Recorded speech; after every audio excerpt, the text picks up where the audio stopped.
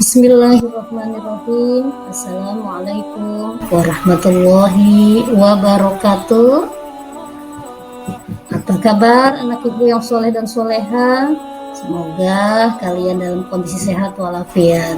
Baiklah, hari ini kita akan mempelajari materi pendidikan agama Islam, tepatnya pada bab ke-6 tentang pertumbuhan ilmu pengetahuan pada masa Bani Umayyah.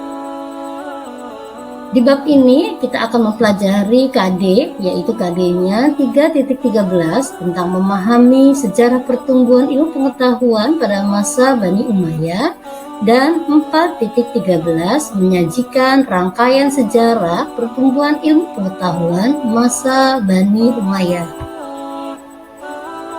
Dan pada akhir nanti pembelajaran ini tujuannya adalah kalian mampu menjelaskan dan merekonstruksi sejarah pertumbuhan ilmu pengetahuan pada masa Bani Umayyah.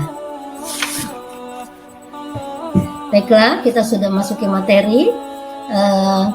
Anak-anakku sekalian, tahukah kalian bahwa sejak zaman dahulu kemajuan suatu bangsa selalu ditandai dengan kemajuan dalam bidang ilmu pengetahuan dan budaya?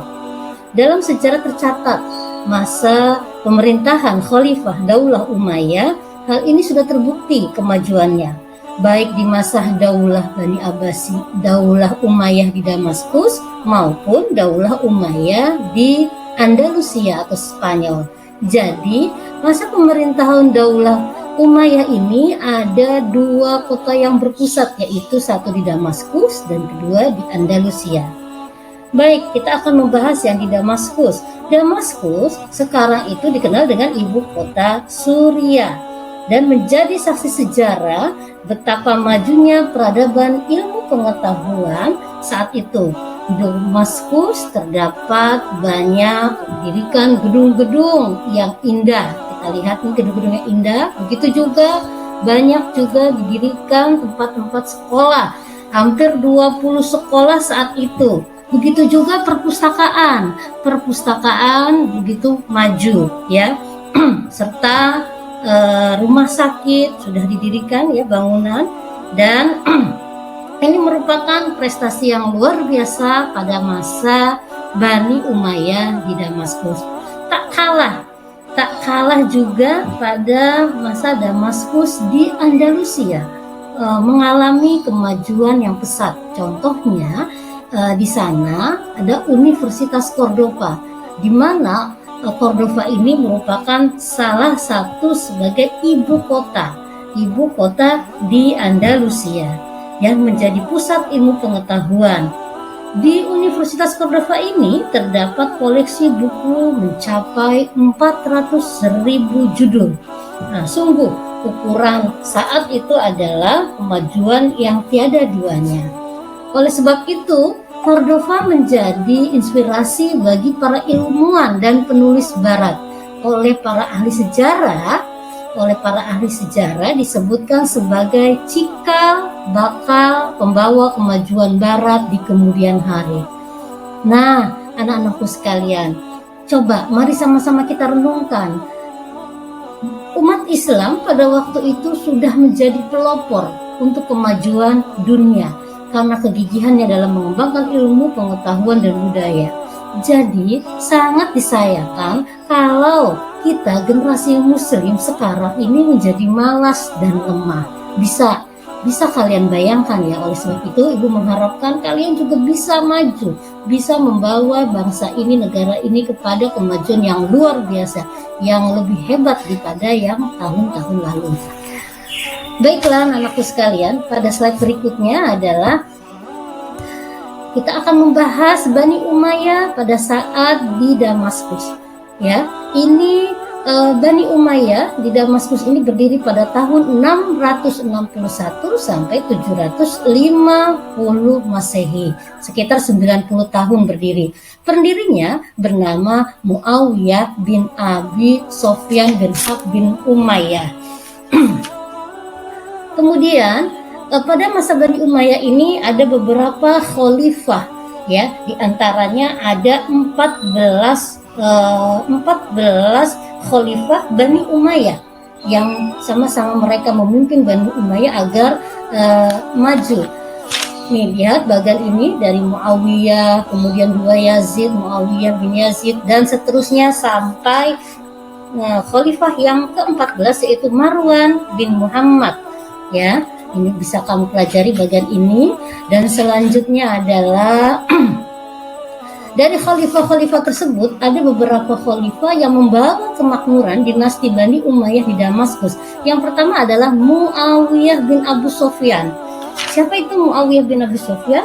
Muawiyah bin Abu Sufyan ini banyak berjasa dalam pembangunan di masanya, ya, yaitu beliau mendirikan dinas pos dan tempat-tempat tertentu dalam menyediakan kuda yang lengkap dengan peralatannya. Ya, kamu lihat ini gambarnya, ilustrasinya. Dan dia juga berusaha menertibkan angkatan bersenjata dan juga mencetak mata uang pada masa itu. Yang kedua adalah yang berjasa Abdul Malik bin Marwan. Sama, kedua ini juga membawa kemajuan pada masanya karena dia adalah seorang ahli di bidang kehakiman.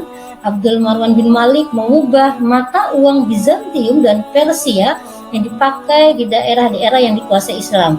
Dia mencetak uang itu dengan tulisan Arab, dan di sini kamu bisa melihat ada kalimat la ilaha illallah, ya.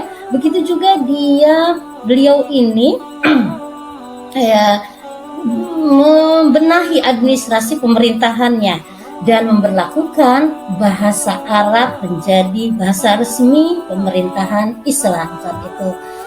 Lalu yang ketiga adalah Al-Walid bin Abdul Malik. Al-Walid bin Abdul Malik, di bawah kepemimpinan beliau negara menjadi makmur, tentram, tertib. Umat Islam ini merasa nyaman sekali. Kamu lihat begitu banyak bangunan megah tapi tertata dengan rapi karena beliau memang menatanya begitu hebat. Kemudian yang keempat adalah Umar bin Abdul Aziz. Di bawah pimpinan beliau perluasan negara menjadi maju, ya. Keberhasilan beliau adalah memperluas wilayah ke beberapa daerah. Demikianlah, ini ada beberapa khalifah yang membawa kemajuan di Damaskus pada saat itu. Dan selanjutnya kita akan bicara Bani Umayyah di Andalusia. Bani Umayyah di Andalusia ini mulai berdiri setelah hancurnya Bani Umayyah di Damaskus. Ya, kekhalifahan ini pindah tangan dari Bani Umayyah kemudian ke Abbasiyah. Namun salah satu penerus Bani Umayyah yang bernama Abdurrahman Ad-Dakhil dapat meloloskan diri pada tahun 755 Masehi, dan ia dapat lolos dari kejaran pasukan Bani Abbasiyah. Kemudian Bani Umayyah ini masuk ke daerah Andalusia atau Spanyol. Nah, disinilah beliau mendirikan Bani Umayyah karena di sini juga banyak pengikut Bani Umayyah yang masih setia. Lalu beliau mendirikan Bani Umayyah di Andalusia, khususnya di pusat kekuasaannya di kota Cordoba. Ya, nanti kita akan pelajari Bani Abbasiyah di semester kedua. Nah, untuk perkembangan ilmu pengetahuan pada masa Bani Umayyah, di antaranya kamu bisa melihat banyak sekali para ilmuwan. Satu, ilmu kimia, yaitu Abu Qasim Al-Abbas Ibnu Farnas. Kemudian ilmu kedokteran, di sini juga banyak sekali para ilmuwannya, di antaranya Abu Al-Qasim. Begitu juga ilmu sejarah, di antara ilmuannya adalah Abu Marwan bin Abdul Malik. Begitu juga di bidang bahasa dan sastra ada Ali Al-Qoli dan lain sebagainya. Kemudian pertumbuhan kebudayaan pada masa Bani Umayyah, kita lihat satu di bidang arsitek. Arsiteknya luar biasa. Kamu lihat gambar bagian ini, bangunan pada masa itu begitu indah karena gabungan dari bangunan Persia dengan nuansa Islami, ya, luar biasa.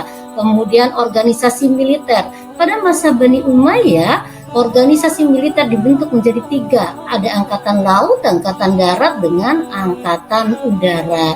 Begitu juga yang ketiga adalah pertumbuhan kebudayaannya di bidang perdagangan. Perdagangannya saat itu sangat pesat, berkembang, sangat bagus.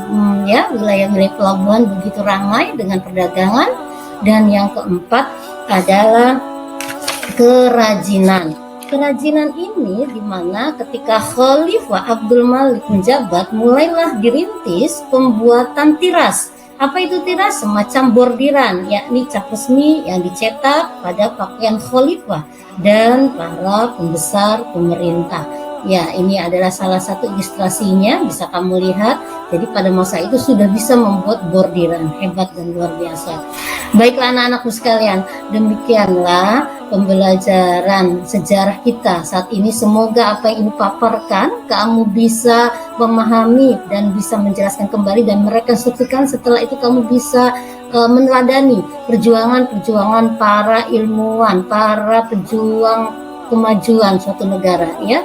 Terima kasih, sampai di sini dulu. Kita akan bertemu pada tema yang berikutnya. Wassalamualaikum warahmatullahi wabarakatuh.